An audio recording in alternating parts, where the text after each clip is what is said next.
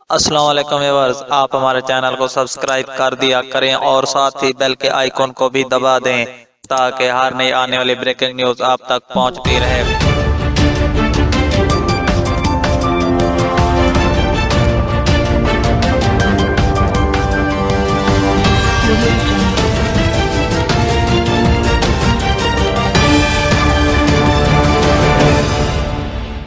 Speaker قومی assembly اور پاکستان تحریک انصاف کے مرکزی رہنما اسد قیصر نے کہا ہے کہ پی ٹی آئی حکومت کے کامیاب خارجہ پالیسی کے سبب امریکہ میں قید پاکستانی عافیہ صدیقی رہا ہو جائیں گی۔ ان خیالات کا اظہار انہوں نے ہفتے کی شام 8 کروڑ روپے کی لاگت سے ٹوپی میں جنرل بس اسٹینڈ کی افتتاحی تقریب اور بعد ازاں صوبائی الیکٹرانک میڈیا ایسوسی ایشن سے غیر رسمی گفتگو کرتے ہوئے اسپیکر اسد قیصر نے کہا ہے کہ نیوزی لینڈ میں مسجدوں پر دہشت گرد حملوں کے نتیجے میں 49 مسلمانوں کی شہادت، کئی زخمی اور لاپتہ ہونے کا واقعہ انتہائی افسوسناک اور قابل مذمت ہے، اور اس سلسلے میں بحیثیت اسپیکر قومی اسمبلی آف پاکستان میں نے نیوزی لینڈ کے پارلیمنٹ کے اسپیکر کو تحریری طور پر تعزیتی لیٹر لکھ کر بھیجا ہے۔ انہوں نے کہا کہ یورپ میں وہاں کے لوگ نسل پرستی کی طرف بڑھ رہے ہیں اور یہ ایک خطرناک عمل ہے۔ وہاں کے رہنماؤں اور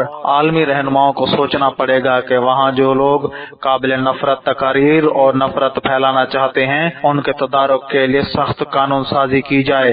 انہوں نے کہا کہ ورلڈ ٹریڈ سینٹر کے حملے کے بعد مسلمانوں اور اسلام کے خلاف جو پروپیگنڈا شروع کیا گیا ہے، نیوزی لینڈ کا واقعہ بھی اس کا شاخسانہ ہے۔ انہوں نے کہا کہ عالمی دنیا میں واضح ہونا چاہیے کہ دہشت گردی کے خلاف جنگ سے پاکستان کافی متاثر ہو رہا ہے اور جو نقصانات پاکستان کا ہوا ہے اس کا ابھی تک ازالہ نہیں ہوا۔